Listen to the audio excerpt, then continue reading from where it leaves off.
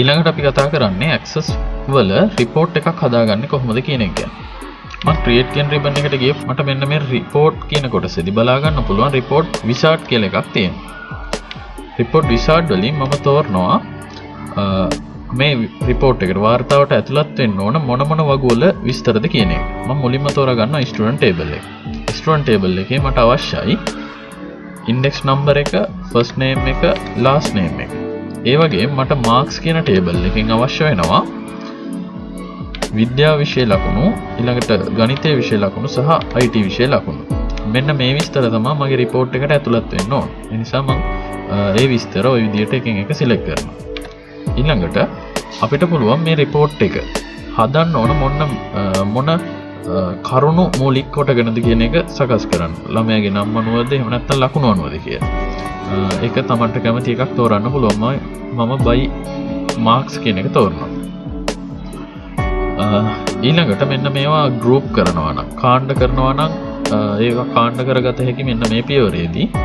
මම කාණ්ඩ කරන්න යන්නේ නැහැ.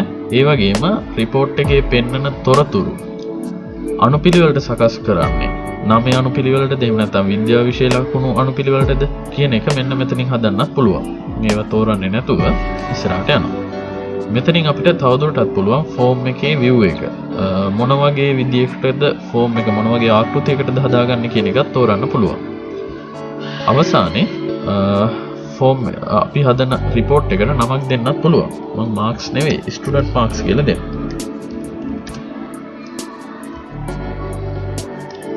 report එක preview display කරන්න දානවා. මම ඒක select කරලා finish කරනවා. දැන් අපිට පුළුවන් මේ විදියට report එකක් නිර්මාණය කරලා දැන් student marks report එකේ තියෙනවා.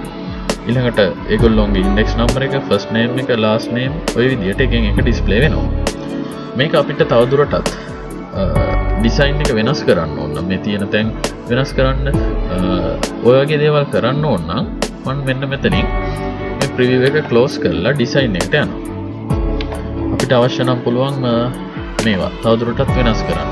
format කියන එකට ගිහින් අවශ්‍ය නම් කැමති font එකක් තෝරලා font color එකක් ඕන නම් වෙනස් කරන්න පුළුවන්. ඒ වගේ දේවල් කරන්නත් පුළුවන්. මේවා අවශ්‍ය තැනට ඔය විදිහට ස්ථානගත කරන්න.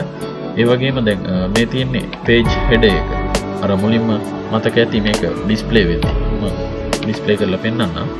මේ තියෙන්නේ ST index, first name. ඒවනේ header එක කියන්නේ. ඒවත් තියෙන තැන්. ඒ වගේ display වෙන්න ඕන විදි. ඕනනම් වෙනස් කරන්න පුළුවන්. මම මෙතන ST index නෙවෙයි index කියලා දෙන්න. ඊළඟට first name එක. මේක තව පොඩ්ඩක්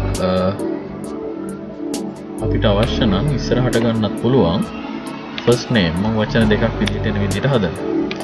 ඒ වගේම last name එකත් ওই විදිහට last name.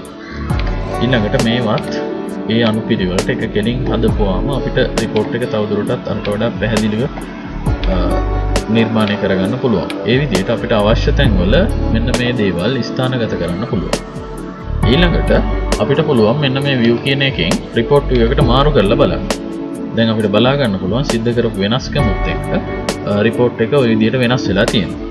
ඒ විදිහටයි අපි access පාවිච්චි කරලා අලුතෙන් report එකක් නිර්මාණය කරගන්නේ.